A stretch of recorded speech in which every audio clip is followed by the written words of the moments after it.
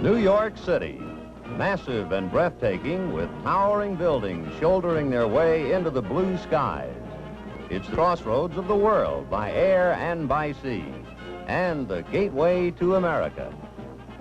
New York has something of everything and a great deal of something, such as a championship ball club, the Yankees.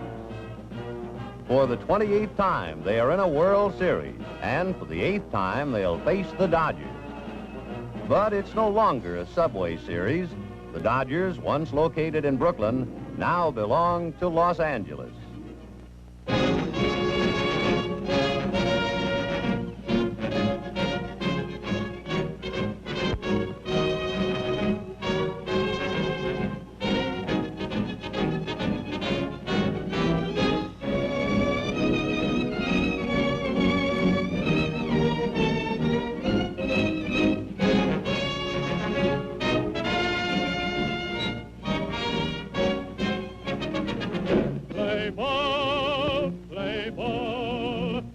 Baseball game is just about to start. Play ball, play ball.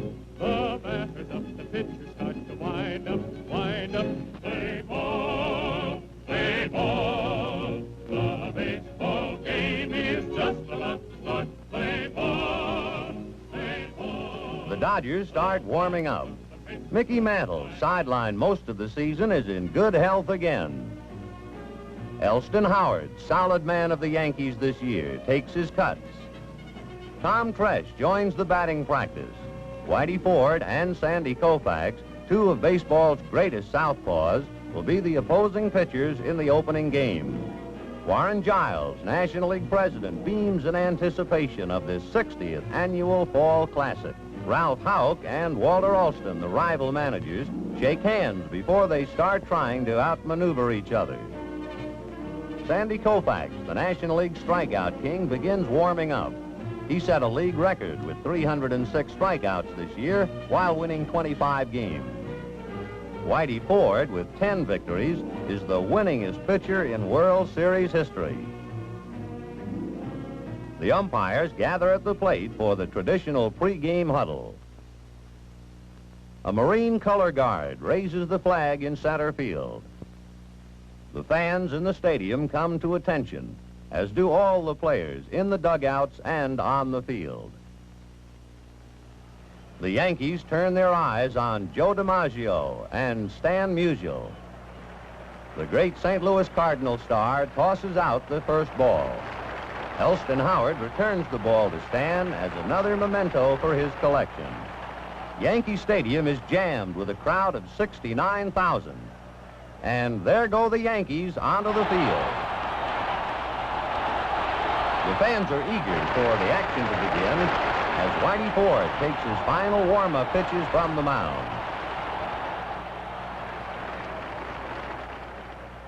Ford fires the first pitch to Maury Will, and the World Series is underway.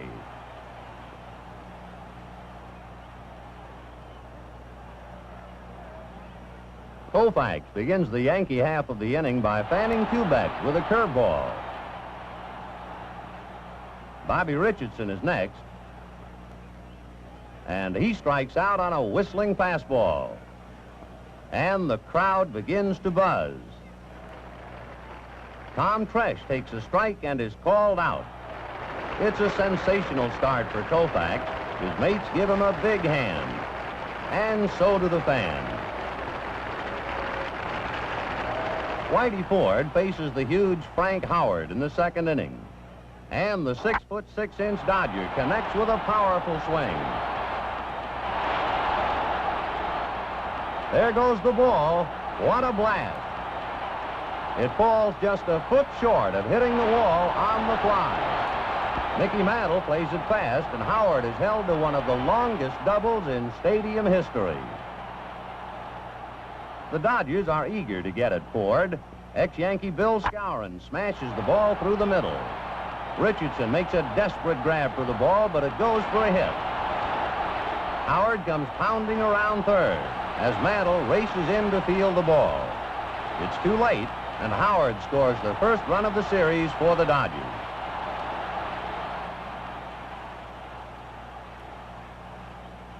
Dick Tracewski is up next.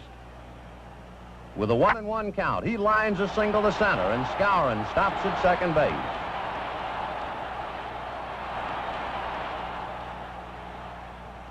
Ford, a veteran of these baseball classics, never loses his poise.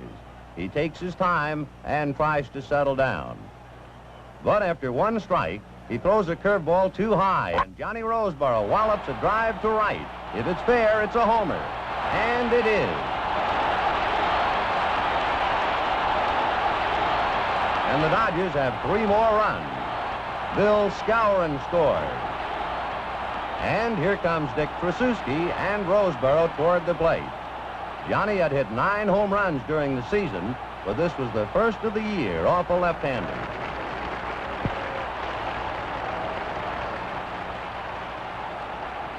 The Dodgers have stolen the Yankee home run thunder to jump into a quick 4-0 lead.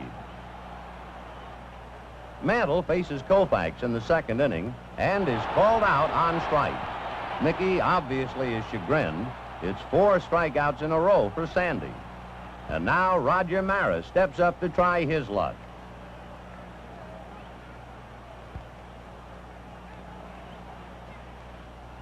Maris takes a pitch, and the count finally goes to 2 balls and 2 strikes.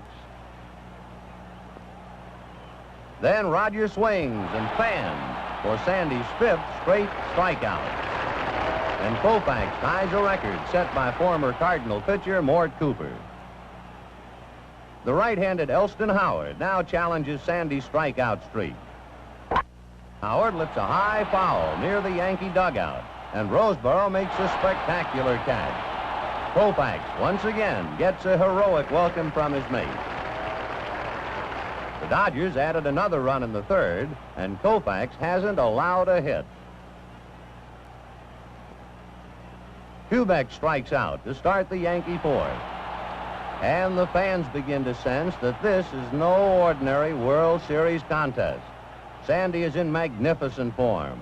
He already has fanned 7 of the 10 Yankees he has faced. Richardson strikes out on a big back-breaking curve. The Dodger infielders toss the ball around. They haven't handled it much so far.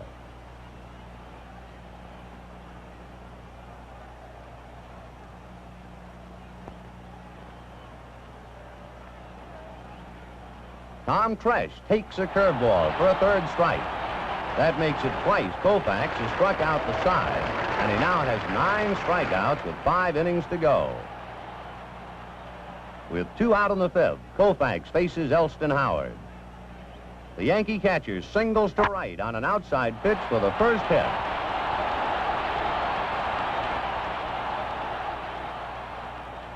The Yankee bleachers come alive immediately.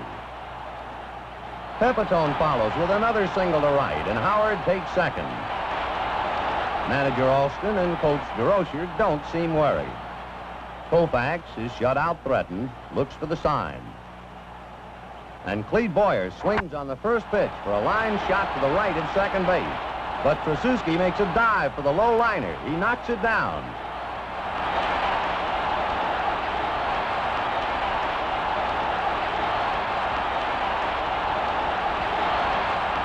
Wills retrieves the ball, and Tracewski's stop has saved a run. Elston Howard has to pull up at 3rd. But a serious threat still exists. The bases are loaded with Yankees. This is the spot the Bombers have been waiting for. Hector Lopez is sent in to pinch hit for Whitey Ford. But Lopez, one of the fine Yankee reserves, strikes out, and the Dodgers still lead 5-0. Koufax was very happy to escape any damage.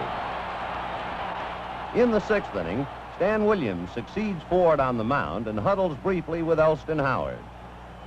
Williams holds the Dodgers in check through 3 innings, and the score is unchanged. Koufax still has his shutout as he faces Phil Linz in the 8th, and pinch hitter Linz fans.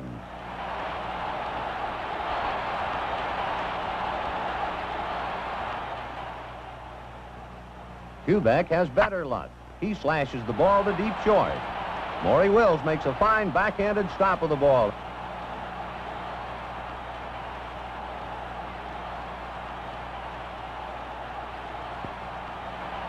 But it's too late as the ball bounces past Skowron. It's ruled a hit. Roseboro and Gilliam talk briefly with Koufax because he's been working too rapidly. Richardson fans again. It's number 14 for Sandy, equaling the record set by another Dodger, Carl Erskine, against the Yankees in 1953. But Tom Tresh doesn't miss. He slams one deep to left. It's in there for a home run. Tommy Davis never had any doubt about the ball's destination. Hasn't had much to do either. Tommy shifts into the home run jog while Koufax scores ahead of him. As Tresh comes around to tally, Koufax's shutout has suddenly vanished, and the Dodger lead has been cut to 5-2. It's a grim reminder of the explosiveness of the Bombers.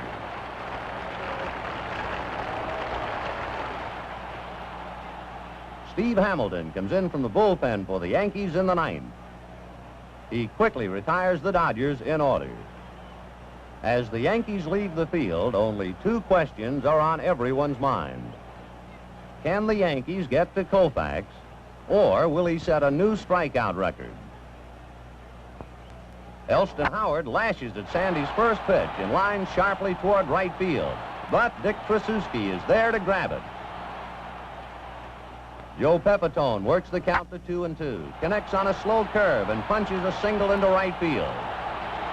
That 15th strikeout still is eluding Koufax.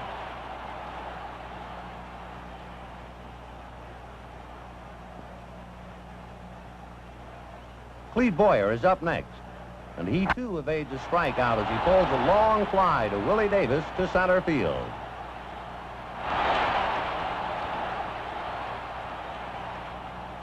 The Dodgers now are only 1 out away from victory, and Alston goes to the mound for a conference with Sandy.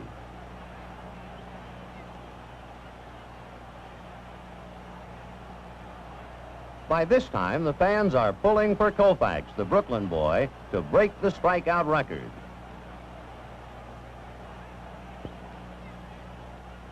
Harry Bright, coming up as a pinch hitter, may be the last possible victim. Koufax unleashes a fastball, and Bright swings at thin air. Sandy takes his time now with the count on Bright, going to 2-2.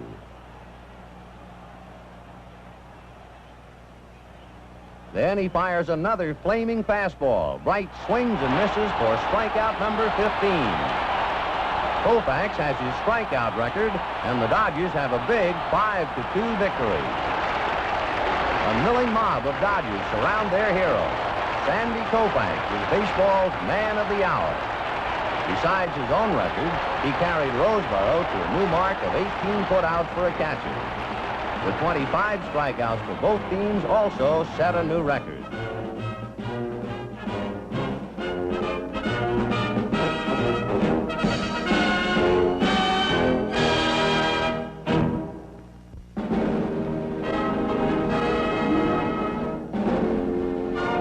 Alston and Koufax still are relishing the big one in the opener. Johnny Roseboro is trying to retain the stroke that delivered the decisive home run yesterday. Could there be a happier man today than owner Walter O'Malley of the Dodgers? And Mrs. O'Malley, obviously, is just as pleased about everything. Al Downing and Johnny Padres opposing hurlers in the second game. Big Frank Howard takes a cut. Padres, who beat the Yankees twice in 1955, and Downing, a rookie, begin loosening up. The Yankees take the field, hopeful of moving back into a tie. Another huge crowd of more than 66,000 packs the stadium. Downing, 13-5 during the season, takes final warm-up pitches. Maury Wills moves into the batter's box, and the second game is underway. The Dodgers shortstop leads off with a bouncing hit through the middle, and Mickey Mantle races in to grab the ball and hold the fleet-footed Wills to a single.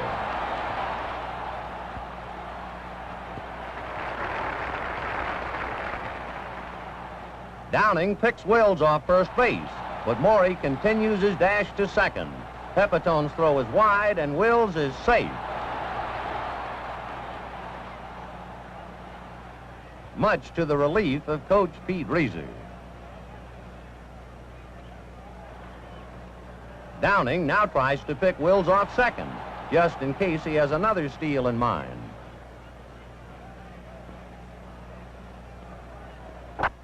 Gilliam rifles a hit to right. Gilliam goes to second on the throw. Wills stops at third. Two runners are in scoring position with nobody out. Willie Davis rips at the first pitch, and it's a line shot to right field. Maris slips as he turns in pursuit. And then falls to his knees again as the ball caroms off the wall. Wills and Gilliam score easily to give the Dodgers a quick two-run lead. And they get a big hand from their mates. Manager Houck tries to calm down his young pitcher.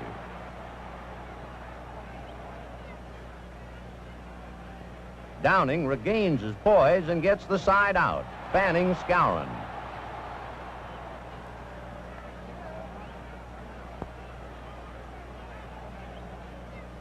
After Padres retires the first two Yankees, Tom Tresh singles to left field on the first pitch.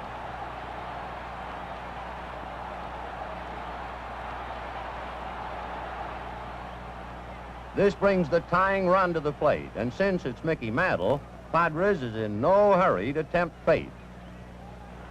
Mantle smashes a long drive to right center, and Howard uses his full height for a leaping one-handed catch. Mickey, shut out at the plate so far, begins to wonder what he has to do for a hit.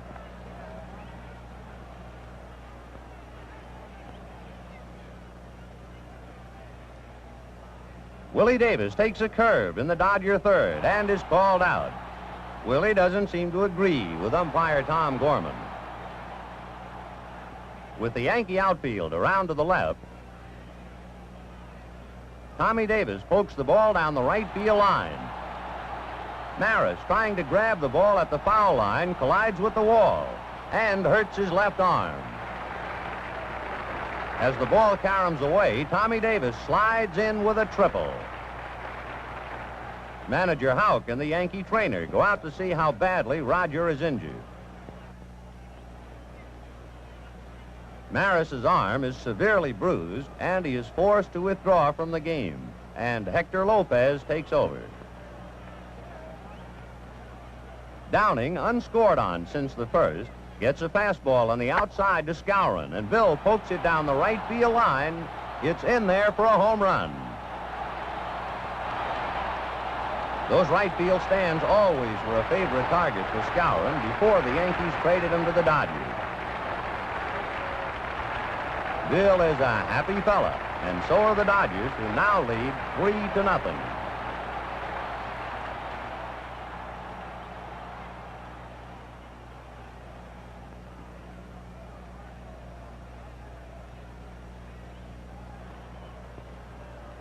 With Ralph Terry pitching in the Dodger eighth, Willie Davis smashes a hit to right that bounces off the wall. And he pulls up at second with a double. With Tommy Davis as his next problem, Terry becomes more deliberate. But Tommy tears into the next pitch and hammers a long drive to left center. It caroms off the wall near the 457-foot sign. Willie Davis scores, and it's the second triple for Tommy, tying the record for one World Series game. The Dodgers now lead 4-0. Padres talks briefly with Coach Joe Becker before the ninth inning.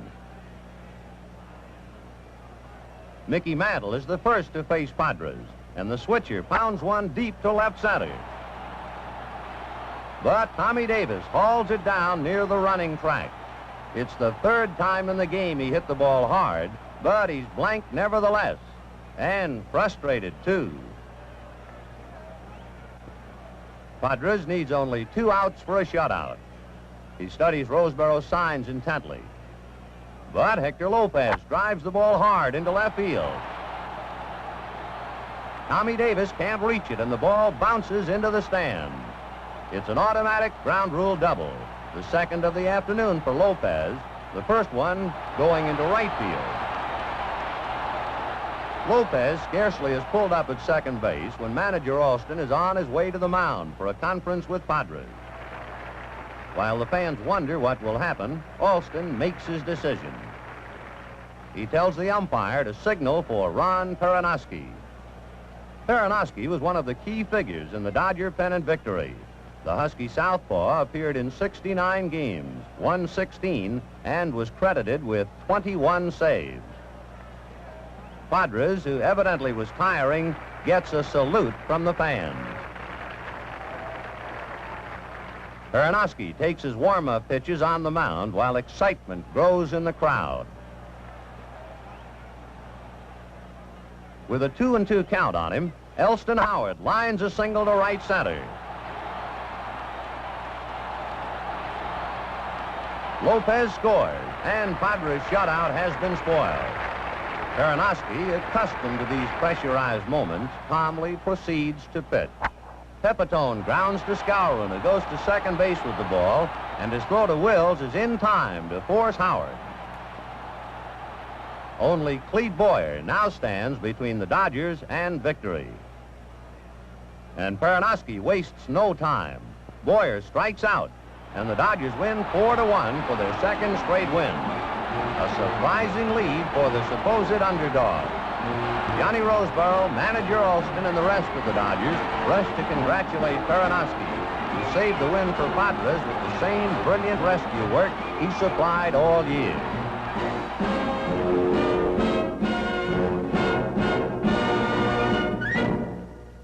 And now it's on to Los Angeles.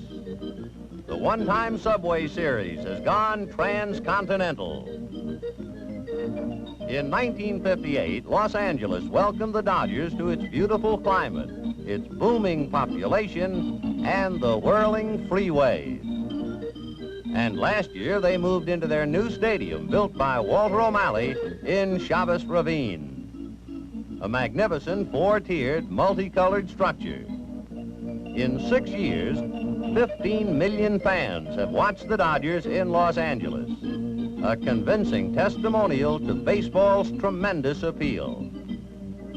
And 56,000 of the lucky ones are here today at Dodger Stadium. Jim Bouton, who won 21 this year, begins warming up.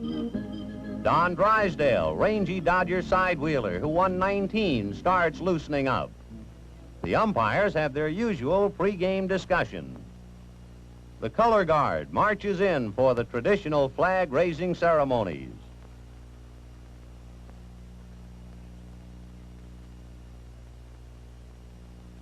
Los Angeles fans are tense with anticipation as the Dodgers take the field, wondering whether their heroes can maintain their spectacular pace. Tony Koufax hits a grounder to Bill Skowron, and the third game is underway. Skowron is playing deep for the left-handed Koufax, and he tosses the ball to Drysdale, who hurries across from the pitcher's box to cover first base on a beautifully timed play. After Gilliam walks in the Dodger first, Bouton breaks a curve into the dirt for a wild pitch. And Gilliam moves to second base. The Dodgers have posed a quick scoring threat.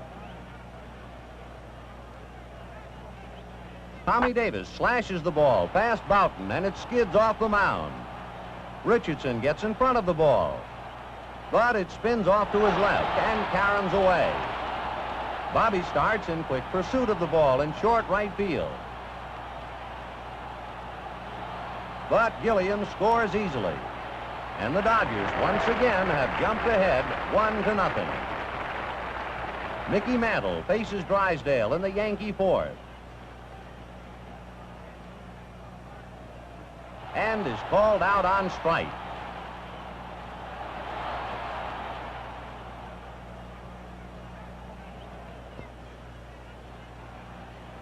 call third strike on Elston Howard retires the Yankees in order.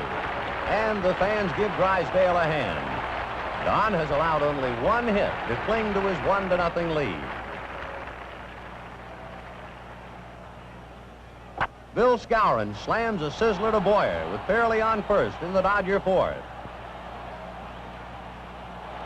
He knocks it down with his bare hand when he can't get his glove on it. And the slick fielding Yankee recovers the ball. And even though he's off balance, he gets off a perfect throw to Richardson at second base for a force out of Ron Fairley. But Bobby's throw to first is too late for a double play. Since the first inning, Jim Bouton has been rough.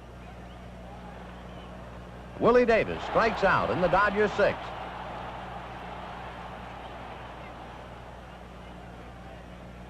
Skowron, who is hot with 5 hits already in the series, also fans as the Dodgers still have only a 1-0 edge.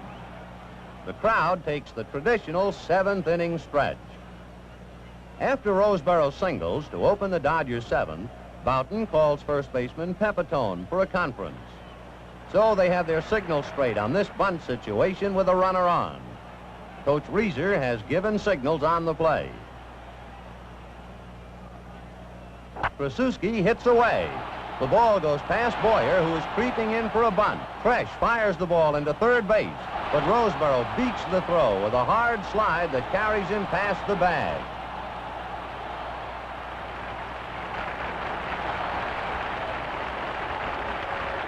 With Roseboro on third, Krasuski on second, and none out, Bouton is in serious trouble. He pitches to Drysdale, and the Dodger hurler hits toward right field.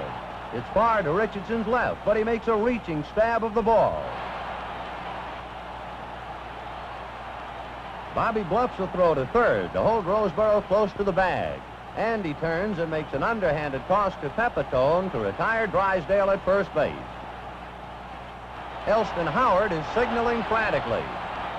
Krasuski, thinking Roseboro had headed for home, breaks for third. He's caught in a rundown. It's a traffic jam at third, and Krasuski is out in a weird double play. And so the Dodgers fail to add to their lead. Gilliam is on second with 1 out in the 8th. He tries to steal third, and Elston Howard nails him with a beautiful throw to Boyer. Thus, it's a precarious 1-0 edge the Dodgers take into the 9th. It's the heart of the Yankee batting order with Tom Tresh leading off. Tresh strikes out. It's the 9th strikeout for Drysdale. Don is working carefully now with Mantle at the plate. Mickey swings on the first pitch and bounces out to Skowron. That's a big out for Drysdale, but one swing still could tie it. Pepitone, with 27 homers this year, is up next. He tears into Drysdale's second pitch. It's a long drive to right. Fairley goes back, and pulls it down near the fence. And the Dodgers win 1-0. They all make a mad dash for Drysdale. Pepitone just shakes his head in disbelief. Drysdale is mobbed as he heads for the dugout. He had more than maintained the superlative Los Angeles pitching with a 3-hitter.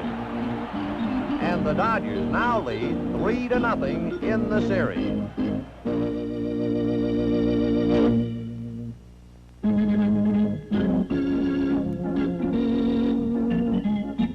Los Angeles fans are in a gay mood. And so are the Dodgers as they take batting practice. Manager Alston and General Manager Bavesi smilingly parry questions about a possible Dodger sweep. Batting champion Tommy Davis takes a few swings. And so does Bill Skowron. Yogi Berra holds the record for World Series appearances. American League President Joe Cronin is still rooting for the Yankees. And so is Yankee General Manager Roy Haney. Commissioner Ford Frick, the only neutral spectator, studies his program. Whitey Ford, one of baseball's greatest clutch hurlers, warms up. It's a rematch with Sandy Koufax, who beat the Yankee southpaw in the series opener. The weather is perfect, and Dodger Stadium is filled to capacity. Koufax walks with confident stride. Can he wrap up the series today?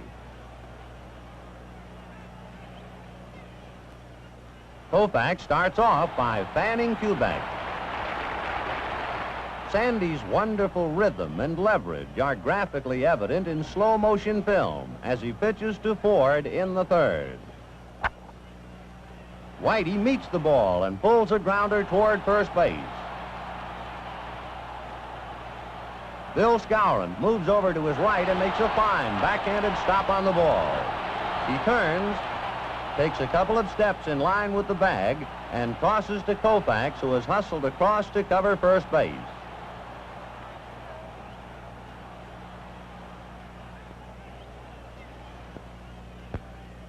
In the Yankee fourth, Richardson lifts a short fly into center.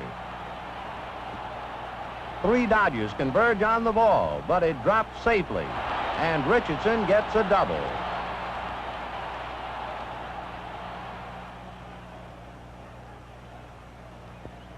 The camera slows down the action again in the fifth, with Koufax pitching and Elston Howard on first. Clete Boyer swings and wraps a ground smash that looks like it's headed for left field. But there goes Maury Wills into deep short, and he stretches out to make a backhanded stab of the ball. He whirls and throws to second. And Krasuski makes a diving catch for the force out of Elston Howard. That's the dazzling type of play that makes baseball thrilling to watch.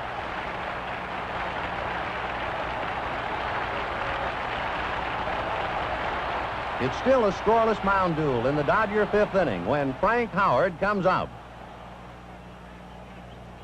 The big Dodger steps into Ford's first pitch and sends it rocketing into left field. It's back, away back for a home run into the corner of the second deck.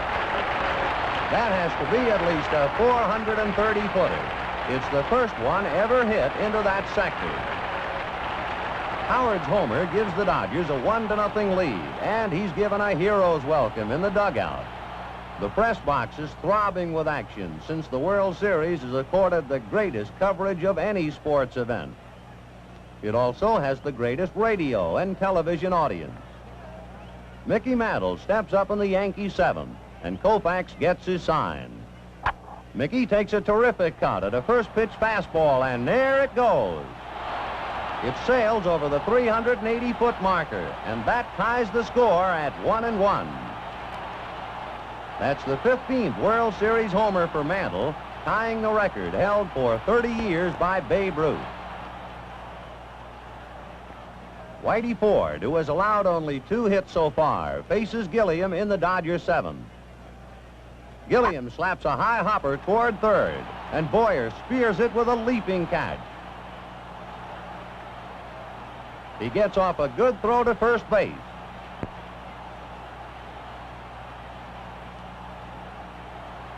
But Pepitone loses the ball in the white shirt background.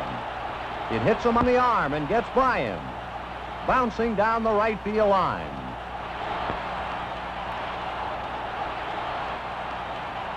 Before Joe retrieved the ball, Gilliam races around to third to put a run in scoring position with nobody out.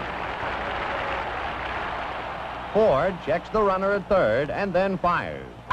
But Willie Davis is ready for him and ties into the first pitch for a long fly to Mantle.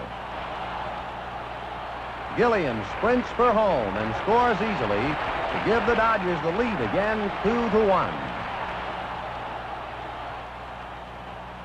It's still 2-1 going into the ninth when Bobby Richardson singles to center to lead off the inning. The Yankees now have posed a quick and dangerous threat. Aronofsky is warming up in the bullpen. Roseboro talks it over with Koufax on the mound. In the dugout, manager Hout hopes for a rally. Koufax, and he snaps a curve over the plate, and Tom Tresh takes a third strike. But the pressure grows for Koufax. Here comes Mantle to the plate.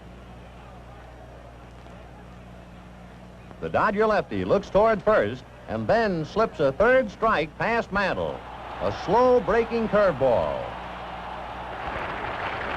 Elston Howard is next. But one more out and it's all over. Houck is beginning to fear the worst. Koufax pitches and Howard drives the ball to deep short. Wills makes a fine play on the ball. Then he gets off a quick throw to second base. It's in the dirt, but Krasuski has it and the Dodgers win. No, it's not over. Krasuski has dropped the ball. Umpire Gorman has reversed his decision. Richardson is safe at second base. Elston Howard is on first, and the Yankees are still very much alive. A hit now, and anything can happen. If he's shaken by the mishap, Koufax doesn't show it. He jams Hector Lopez with his first pitch, and Lopez hits a slow bouncer toward short. Wills comes dancing in, takes it on a big hop, and without breaking stride, throws to first base. The Dodgers win 2-1 and sweep the series in 4 straight. All bedlam breaks loose on the field as the jubilant Dodgers try to reach Koufax, who started the sweep in the opener and then also was there to finish it. Ford hurled a brilliant 2-hitter in the finale, but superb overall pitching of the Dodgers dominated the Classic. Never before in all their wonderful years had the Yankees lost 4 in a row in a World Series. For the Dodgers, therefore, it was a glorious and dramatic triumph, unsurpassed in World Series history.